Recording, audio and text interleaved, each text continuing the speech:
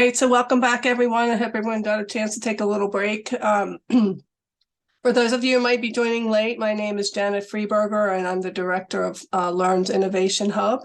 I'll be moderating the last panel session for today, and I'm pleased to introduce our panelists for today who will be talking about transforming data to knowledge. What I'll do is just introduce each speaker before they talk.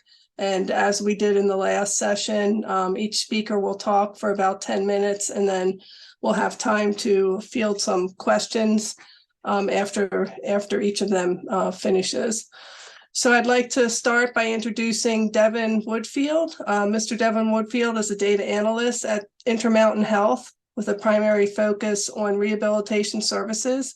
He has developed multiple dashboards to visualize and analyze key performance indicators for stakeholders across the organization to help create actionable insight that has led to improved quality of care. He has also worked on several large pragmatic clinical trials with physical therapists at Intermountain Health. Welcome, Devin. We look forward to your talk. Hey, thank you. So today I'm going to be talking about core metrics, or what I've labeled as hardcore metrics. So I'm Devin Woodfield. I'm the data analyst supporting rehab services at Intermountain Health. And just a brief introduction. So Intermountain, we're primarily based out of the Intermountain West. Our rehab presence includes 1,900 ish employees across the whole continuum of care. And our data side of things at Intermountain, as we've seen in some of these other presentations, data's coming at us from lots of different directions. And at Intermountain, the way we've got this set up is we've got data architecture, or our data platform team. We've got a whole team dedicated to just moving the data from wherever it lives, the medical record, third-party applications, bringing that all into one central repository we call the EDW, the Enterprise Data Warehouse. And then my role is to pull that data out of the EDW using SQL, using code, to get that into a digestible format that can be used by leadership, can be used by frontline caregivers, frontline staff. The tool of choice that we use to primarily visualize our data is Tableau. And this has led to, we've got well over 100 reports just for rehab in various settings to monitor and measure a lot of different metrics. Don't worry, I won't quiz you on this list at the end, but and where this is coming from is we've got just this meteoric rise in data. Just in 2005, only 10% of physicians reported even using an electronic medical record, which is not that long ago in the grand scheme of things. So now practically everyone's got an electronic medical record, and now we're all kind of grappling with what to do with this data. And with all this data comes a lot of challenges. So first, I'm just going to talk about a few challenges that we and everyone else faces with grappling with all this data that's coming at us. So first is the data accuracy. So a lot of times what we'll see is everyone's just trying to do their best, but data is not being collected in a standardized way, or data points are recorded incorrectly, fat finger mistakes, or it's just not current. For example, this map over here on the right shows the home address of patients within our system receiving physical therapy, which I'm willing to bet some of these are not traveling thousands of miles to get their therapy. We just don't have an accurate home address on file. So it's just a limitation in the data that we need to acknowledge. Sometimes maybe the data is accurate, but maybe it's not valid, meaning maybe you've done your job right in collecting the data, but I've done my job wrong and I've queried the data incorrectly. Or maybe it's documented in a free text field, which as we've seen, there are some algorithms, some AI that can be done to extract certain things out of text, but it's highly dependent on entering things in a standard way. It's just not super friendly at scale. So whenever possible, enter into discrete data fields. Um, Sometimes it's accurate and valid, but it might not be accessible. There's two aspects to this. Sometimes it's not accessible because it's in a third party application and the data lives somewhere else and you got to jump through hoops to get that data in an accessible area in your business, in your corporation. The other aspect of this is capturing data every visit. As we know, therapy, a lot of times the patient self-discharges, exits our system prematurely. At Intermountain, our standard is just to collect patient outcomes at every visit. That way we can quantify their progress from start to finish, and we don't have to worry about missing data. Another issue to grapple with is variability. I just grabbed back pain patients that an ODI score of 34 seemed to be a common starting point. And this shows the trajectory of all those patients. And we can see there's just this huge variability of how these patients' outcomes progress from visit to visit to visit. So we need a way to harness this variability, quantify what's going on here, how to separate the noise from the trend. So a lot of times a metric that gets used is an average, which is great. But an average doesn't tell the whole story. For example, this chart on the right shows the average for these X and Y coordinates, these X and Y dots. So this chart has the same average and standard deviation as this chart. And this chart has the same, and this one's the same, and this one's the same average, standard deviation, same average and standard deviation. And then this last one's my personal favorite. This one has the exact same average and standard deviation as the very first scatter plot that we saw, which visually we can see there are very different stories going on here. So a simple average doesn't always get you the story. So here are just a few bullet points of things to consider when developing your metrics. This is by no means a comprehensive list, just a few things to keep in mind. First, define your target audience. Who's this metric for? Is this for leadership to make decisions? Is this for your frontline staff to be making decisions in the clinic? One of these examples was we had a metric looking at the days until our next available evaluation, and it was just a bar chart. But then it was brought up that our schedulers use this.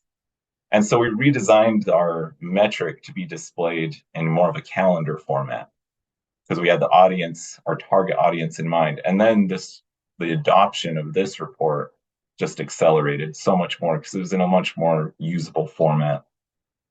Another thing to consider is define your question, your problem up front, especially when working with your locally data analyst, because a lot of times your analytics partners don't have the same clinical background. So there's sometimes a communication gap that needs to be bridged. So like in this case, we wanted to know how far are patients traveling or where should we build a new clinic. And so we built this metric around patients' travel time and distance and visualized it in a dashboard for them to look at. Another thing is to keep it simple. So this dashboard is just a public dashboard on Tableau's website. It's pretty cool looking, but what's the metric here? What's the action to be taken? What's the lesson learned? It's kind of hard to gauge what's going on here, even though it looks cool. This is a report I built. It doesn't look as cool, but it's clear what the metric is doing. We're looking at our failure rates for total knee patients from visit to visit.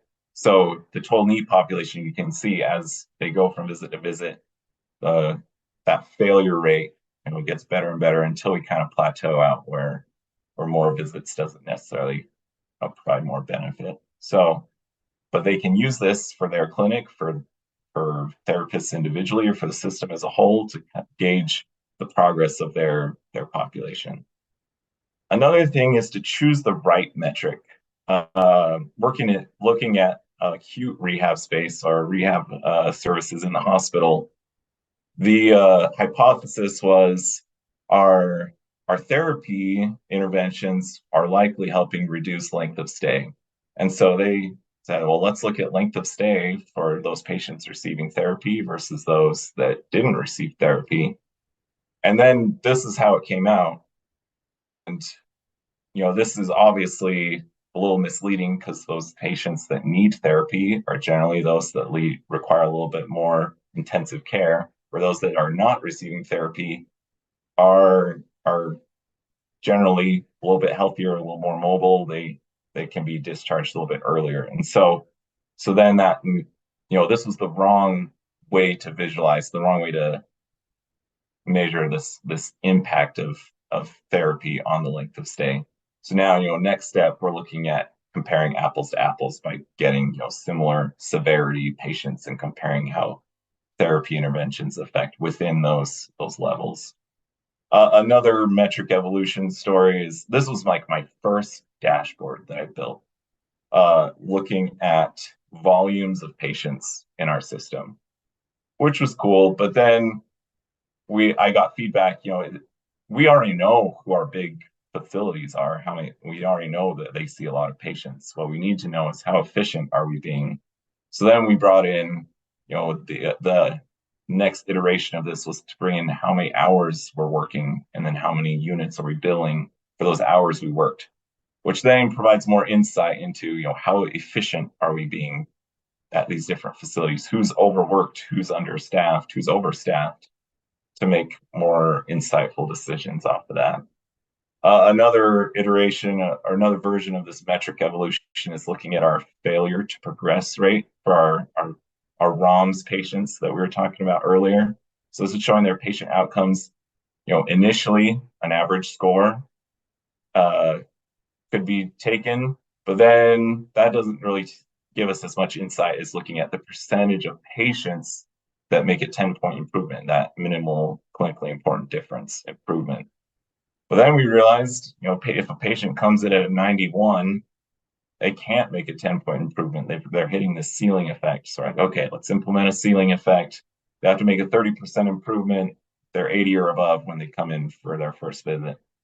And then we realize, let's just make this equitable across the board and say patients need to make a 30% improvement, which was a little bit of a higher bar, but a more fair and insightful metric for that population.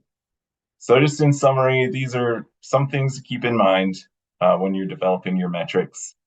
And just keep in mind, this is a hard process. That's why they're hard core metrics, because it requires a lot of trial and error, a lot of collaboration, a lot of work. But if you do it, you'll be able to make a huge difference in the lives of your patients.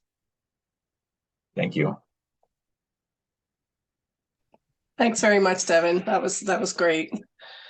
Okay, so let's try to get on to our next panelist, so we have some time for question and answers. I'd like to introduce Dr. Mindy Manus, who is a manager of healthcare and business analytics at Brooks Rehabilitation, with expertise in population health and health services research. In her role at Brooks, she leads the implementation of statistical and data visualization software and analytics, reporting across the systems of care. Her work has focused on evaluating patient care transitions and outcomes in a value-based care model, analyzing readmission trends and risk factors, and assessing patient acceptance of telerehabilitation technology during the COVID-19 pandemic. Welcome, Mindy. We look forward to your talk. I am Mindy Manus. I work at Brooks Rehabilitation. I'm actually now the director of our brand new, announced just this week, Center for Outcomes Analytics and Research. Although my training is in health research, I have been working as the manager of our analytics team at Brooks for the last 4 years. And we're kind of newer at our learning health system journey. So I'd kind of like to share how we've benefited from bridging our analytics and research teams. And then I also want to kind of hope to share a little bit about the analytics, the IT analytics perspective when moving along your learning health system journey. So the Brooks system of care covers the span of the post-acute care continuum. So we have 3 inpatient rehab facilities, we have skilled nursing and assisted living facilities, home health care, outpatient therapy clinics, as well as a physician practice and a wide range of community programs. And we've grown tremendously over the past 10 years.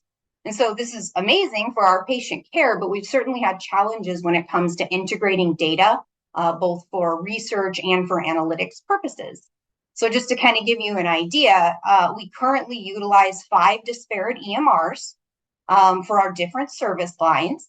And of course, we have other data sources that we pull in to our data warehouse as well, such as external vendor applications for patient satisfaction, for example, for registration. So we have a very complex data ecosystem that we are pulling and integrating into our data warehouse.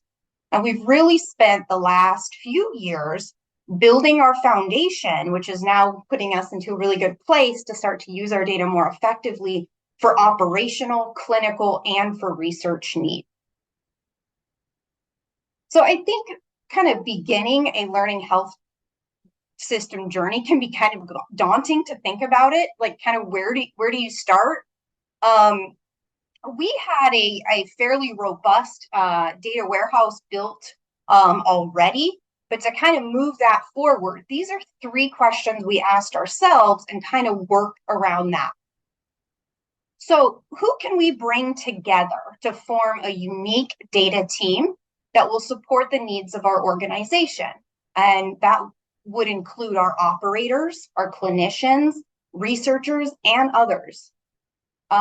What data do we really want to focus on for our analysis research purposes, especially considering the complicated data ecosystem that I just described?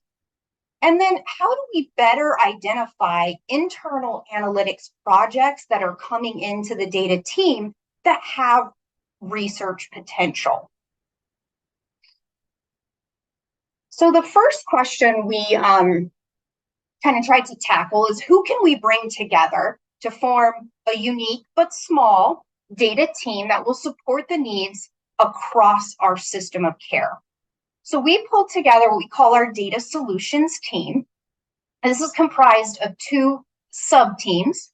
We have our data management and integrations team, who's led by our data expert, Janet Collins. And this is kind of more of what you would think of as a traditional kind of data team. So we've got our data engineers, data developers, .NET developers, integration analysts on this team. And kind of intertwined with that, we have our analytics team. And that's the team that I've been leading for the past few years. And so, like I said, I am a health researcher background. And so we got a little bit more creative with this team in terms of having a researcher on the analytics team. Of course, we have our healthcare data analysts, but we have had analysts who come from clinical and therapy backgrounds, which have been instrumental in helping us to kind of build out our data warehouse and build out our reports with their expertise. And they're able to kind of talk the talk of our clinicians and our researchers a little bit better than maybe a traditional analyst might be able to do. And then to get a little more creative, we actually have dedicated effort or carved out time for sort of our system experts to contribute time to the data team. So we have time dedicated from our medical director, from our director of system quality and safety, and we've also brought CoStar fellows in to work on data projects with us. So pulling together this kind of unique team, although small, we've really been able to kind of build out and think about the expansion of our data warehouse and our analytics and reporting in kind of a different way, taking a little bit of a different approach. So as we pulled that team together, we really kind of wanted to think about what are we going to focus on to build out this learning health system concept. Like I said, we've already had a robust data warehouse that was really built to meet sort of our operation needs. But how do we take it to that next level? And so two things I think that are really, really important that we focused on ensuring that we had data and we were pulling it. Patient care pathways is one that was extremely important. And so looking at our patient journey, so integrating our data from our various EMR systems to be able to track our patients and their outcomes as they've transitioned into, through, and then beyond the Brooks system. So that was one of our top priorities, not just pulling them in, but actually looking at their transitions through our system was one of our top priorities. And it certainly provides us some tremendous research potential moving forward. And then, of course, we chose to focus on patient outcomes. Outcomes is a very broad term, and as sort of a data analyst, when somebody says I need to evaluate my outcomes, sometimes that can be a little daunting to really get to what is it that they're really looking for. So we've worked to partner with our operators, with our clinicians, with our researchers to really identify out and start to build a more sort of wide variety of outcome measures into our data warehouse. So in my example here, when I hear the word outcomes, that might mean mobility scores from CareTool for someone. It might be readmission rate. It might be therapy measures. It might be patient satisfaction. It might be cost. So there's a lot of different outcomes that we've been focusing on to have those data readily available to our teams. So then we take these data, prepare them into sort of usable domain data sets that we've sort of internally standardized and validated to have them ready for our analytics and research purposes. So my next slide here, this is a flow chart that we use on our analytics team that helps us to identify and prioritize the data requests that are coming into our team. So the very first thing we do, which I'll kind of reiterate our previous speaker, is that does this project have a clear purpose or objective or potentially research question? If it does, then we move forward in the process. If not, we kind of work with them to develop really what is it that they need and to then scope the project. But built into our flow that I think is kind of key and potentially unique is that we look at this project, could this be something more than just a general reporting need or a general data request? Does this have potential to be a research study or what we call a learning health system opportunity? And if so, we direct that requester to work directly with our research team for guidance and direction on how to kind of move forward if that's a possibility. It will then come back to our team so we can further scope it to prioritize the project, pull the data, and then do the analysis requirements. So along that note, these are on the left-hand side, these are some of our actual projects that have come in to our team. The ones in green we kind of identified as through our flowchart as being kind of learning health system opportunity projects. And what do we mean by that? Well, are they presenting a new research question? Are these projects to improve patient outcomes or improve processes or quality? Is it a program or a new initiative evaluation? Are they trying to identify best practices within our system? Or are they doing some sort of predictive modeling related to the request? From these opportunities, from some of these projects that, again, we're newer and starting to tackle them, but we've already seen an improvement within our own system. So we've already been able to incorporate some of our, internally identified best practices into our system. We've been able to improve data collection and data processes, which has then contributed to better overall reporting and analytics. Apply a more sort of scientific approach to our daily reporting. And then we've started really, working to present and publish and to pursue grants in this area. I think one key feature that is really important is that this process has really allowed what I kind of call non-researchers at Brooks, clinicians or operators who've never been active in sort of research before to now be more engaged in research activities. So one example I wanted to share is a project that's been led by our medical director, Dr. Shaw, where we've developed a visual analytics tool to track our patient opioid administration for our patients in our inpatient rehab facilities. So this visual analytics tool has been successfully adopted by our multimodal pain group, and they use it to evaluate progress on their opioid reduction strategies and goals. The graph that I'm showing on the right-hand side displays the average percent reduction in morphine equivalents for our patients from admission to discharge. So a greater percent reduction, the better. We started the tracking morphine equivalents before the implementation of this tool and after the implementation of this tool. And with that, we have observed a substantial and sustained reduction in our opioid administration.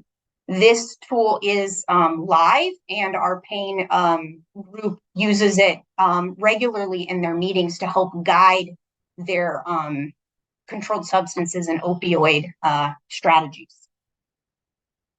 So just a few final thoughts, sort of from our experience. Building up your learning health system is certainly an organizational effort. I think you'll probably hear that from anyone taking this journey. It's been a strategic initiative for us, and it really requires a collaboration between your operators, your clinicians, bringing in your researchers, and of course, I think you've heard it over and over today, your data team. We are trying to continue to evolve and be proactive, which is why we just opened our Center for Outcomes Analytics and Research, so we can focus more efforts on our learning health system journey. We are looking at consolidating our disparate EMRs into one to help with our care coordination, which of course would help with our data coordination as well. And we're really looking to expand our efforts on standardizing more of our outcomes across our care continuum. Actually, right now, there's a big effort, big meetings going on right now for some programmatic outcomes measures that they're working on in our hospitals. So those are just some of my final thoughts on, kind of where we've been and where we're headed. But I do think a really strong collaboration working with the research team and the data team sort of as a cohesive group has really benefited our journey in the learning health system realm. And that's it. Thank you. Thanks, Mindy. Okay, so we're going to move on to our final panelist, Kelly Daly, who is an assistant professor and director of clinical informatics in the Department of Physical Medicine and Rehabilitation at Johns Hopkins. In this role, she leads multidisciplinary informatics and analytics initiatives for the Department of PM&R. Her background is as a physical therapist with formal business, informatics, and analytics education and experience in clinical and hospital leadership. She is chair of the Johns Hopkins Enterprise Clinical Informatics Council, an EHR certified builder and steward for rehabilitation data, which often has secondary use for research. Welcome, Kelly. We look forward to your presentation. Thank you, Janet. Can you hear me okay? And see my slides? Thank you. So I was asked to speak about accessing data for learning health systems research. For those of you able to stick around towards the end of this, thank you very much. Appreciate that. I will say that I represent a large and talented team, and I in particular would like to thank Dr. Maggie French for her collaboration. So we have seen from excellent speakers today, conversation around this concept of a learning health system framework. It's not new. Our hope is that as we hear folks that kind of represent the different portions of this cycle, that we can put it together and do a little bit better each day. That what we're looking is converting clinical practice data, which can be very complex, into knowledge and inject it back into our care to produce value. What's interesting is that often when we see these models and even speak of them, the process of accessing this data is often overlooked and underestimated. But in fact, it does exist here somewhere between providing care for patients, producing data, and actually accessing the data for our science. And we've heard excellent speakers today around the iterative and journey of producing a rehab data framework that can then support this type of effort. What we're all kind of traveling towards and working to create is a platform that provides easy access to this data at low cost, data that we know is high quality, it's standardized, curated, that perhaps there's even a GitHub style ability to grab code snippets to learn from each other and successively how to access the data that matters. And also that there'd be a highly formed data dictionary behind that effort. Realistically, most of us are still on this journey in this direction, but not quite there yet. When we're thinking about accessing the data, we're talking about what others have mentioned, that the first step, of course, is IRB approval. And then generally we have an institutional data trust and its own policy and processes for formally requesting data, maybe a data ticket or something like that, that then queues up an analyst or engineer who can perform a database query for extract. And this is also often iterative as that SQL query is built for extract. This is a very simple view of the different places that extract may pull from. And we're speaking largely of data that comes from EHRs, but of course it can come from many other sources, whether that's remote monitoring or other things. We start with a real-time database coming from our EHR, and then we look at a reporting database, which is often a day old. For Epic users, that's called Clarity, just as an example. And that information is fairly raw and complex still, but can support research if used carefully and cautiously. We've also heard our speakers refer to data warehouses, CDW, EDW, something like that, which can combine your EHR data with other sources. And that data can be more processed, maybe have a little bit better data dictionary, and used by analysts, business analysts, and data scientists alike. In addition, many of us are working in environments where there's a data lake that combines this more raw data with any number of flexible data schemas in order to use modern query tools, and hopefully has a nicely defined data dictionary for usage. This is the sort of environment that really supports bigger data, AI, and machine learning. So our queries include things that support our data needs, our scientific aims, including our cohort, which in and of itself can actually be challenging to define the patient population that we're looking for in an accurate way. Demographics, and we've heard about challenges around SDOH and DEI linkages, and then of course our variables to look at ways to reduce waste and improve outcomes. One thing that I'd recommend is, as we're doing this, as we're building a data framework, to first look to leverage things that we know are being systematically collected and are in a standard data format. So we have for years been able to reach to things like utilization, things around billing, CPT codes. And then we've heard some things around OASIS today, IRF-PI, GG tool, and also look to other broadly deployed standardized measures. Some of our health systems, for instance, get a promise score from patients across the board each year. And there are other opportunities. So we don't have time to go into a lot of detail, but this is what those SQL queries look like as they're being built. And an important thing I wanted to point out here in this query, a recent query actually for patients in the MICU, is that as we partner with the folks who are doing this extraction, if we're able to help them from an informatics standpoint understand what that data field ID is, it can really get them to a query much faster and more accurately. This is a real example. It just happens to be the AMPAC cognition raw score. So what should we understand about clinical data? Its primary purpose, of course, is to provide care, secondarily for science.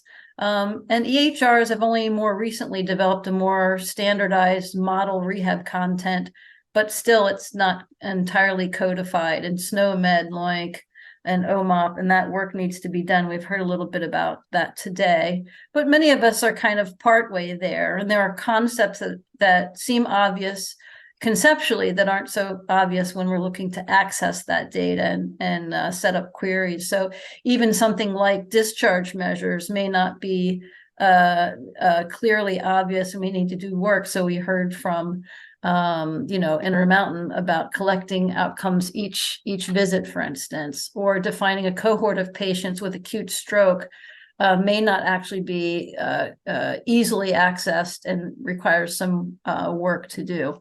There's just this inverse tension between clinical utility of data and data entry and feasibility for clinicians. So beware of low quality data entry. And what I mean by that is that as you're developing your project, to build in time and resources for data validation and for conducting a data quality screen. That screen, a possible approach for thinking about it is to find in the article cited on this slide, as well as a nice case study by our very own Learn. But it does speak to the concepts of conformance to a data standard or data entry, completeness. So looking at the end, the final end, does it look like we're getting returned back about what we would expect? And plausibility, or I like to call that the sniff test. And this is where informaticians and scientists may partner with local subject matter experts to see if things just sort of make sense. And I love this example Maggie and I worked on when developing some data for precision medicine. And this is the way that data fell out from a gate speed data field. And you can see when you look at it that the distribution, there's a fair number at the bottom here that are in, the 1 to 2 meter per second. But very quickly, you can see there's quite a few data points that are at 10, 20, 40 meters per second, question mark. Not sure what was being answered there, but not high quality data. So you'd want to be careful about using that. Instead, what we were able to do is partner, me from informatics and she as a scientist and stakeholder in using this data, and said, let's go back to the EHR and see how this field was originally built. And it was built for open entry, which for clinicians sometimes is the fastest, but in this case, the free text was not lending itself well to appropriate or standardized entry. So as we were able to improve this field, a little bit of education to staff and change it from free text to numeric with bumpers on both sides for min max and a few other pieces.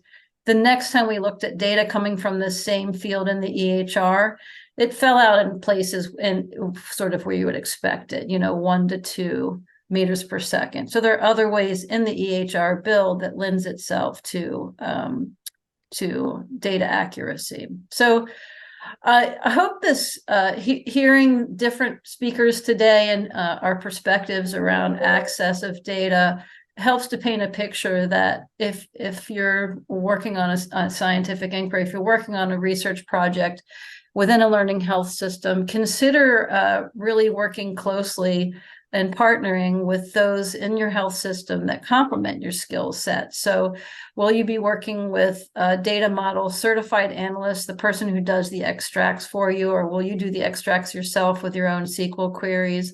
Will you be bringing in clinical users who are subject matter experts to help you with that sniff test when validating? Are there other data stewards that may help you or help with metadata where the data dictionaries might fail you? And so on. Can you work with an informaticist to help improve the framework as you go? These are things that will help you get from A to B quicker in a more successful way. So take homes, follow those institutional data trust processes for data access, plan for time for iterative SQL query as well as validation, and look to improve the framework as you leverage it. That concludes my show.